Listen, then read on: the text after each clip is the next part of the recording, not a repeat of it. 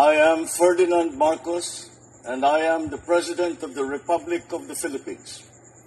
I stand today on behalf of 110 million Filipinos. Hello universe, it's me again. Shout out sa inyo mga kababayan. Hello sa mga Marcos, loyalists and supporters. But anyway, meron tayong good news for everybody. Diba guys? Diba pumunta ng Cavite ang Pangulo? Yan, ang ating mahal na Pangulo. Alam nyo, believe ako talaga kay PBBM. Bakit? Yung mga projects niya guys, binibisita niya. Kumbaga, ini-inspection niya talaga, no? Dahil dito mga bes, ito po yung Cavite Laguna Expressway. Ay, nako naman talaga. Taliwas doon sa mga sinasabi ng mga DDS, walang project ang Pangulo, di kinaloka. Siyempre, private sector ang kanilang partner, mga kababayan. At saka ito guys, no, invest ito ng local. Kasi nandyan siya CEO Manny B. Pangilinan no? So, itong maganda. At least, mga kababayan, itong Pangulo na ito, hindi kasi madada ito no? Hindi mahilig kasi magyayabang. Tsaka, magugulat ka na lang yung mga proyekto niya baga. Tapos, sabi ng mga DDS, proyekto daw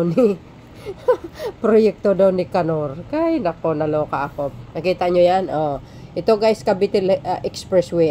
Pakita natin. Dito mga kababayan, sa nakapost, sabi po ng ating mahal na Pangulo, sisiguraduhin nating makumplito sa itinakdang oras ang Cavite Laguna Expressway.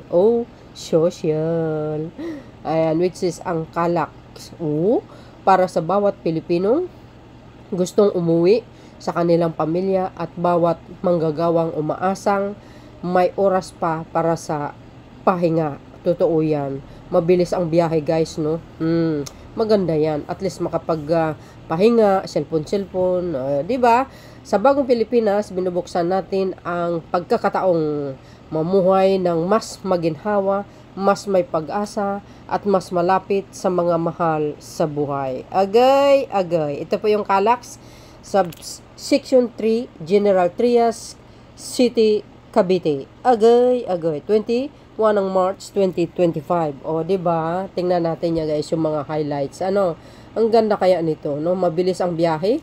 At least, for sure, no, mabawasan ng traffic. Ito yung mga highlights mga kababayan. Yan, nakita nyo? Cavite Laguna Expressway. Governor's Drive Interchange. Wow, social. Yan, no? Diba guys? Nabasa nyo? Will cater to 8,000 additional vehicles per day.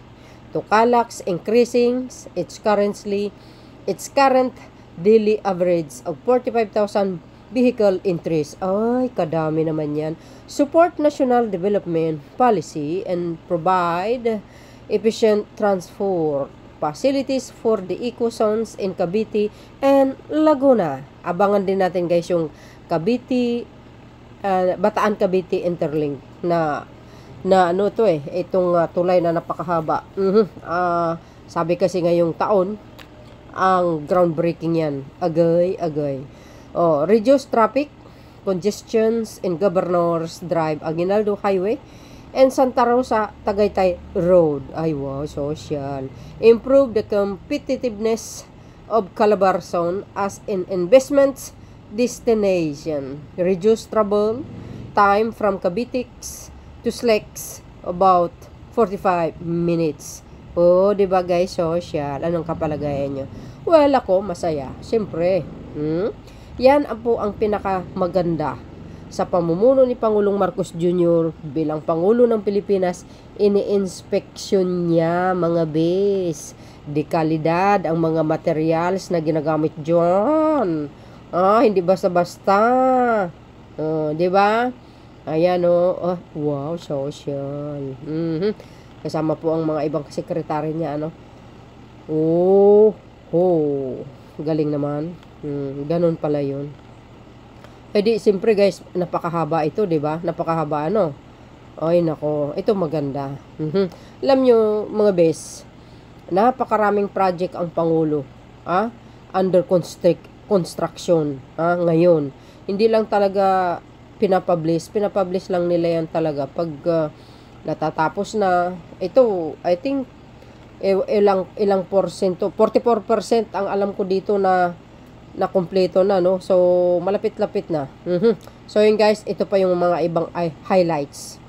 Yun mga kababayan, ito pa. In his first stop during a visit to the province of Cavite, President Ferdinand Marcos Jr.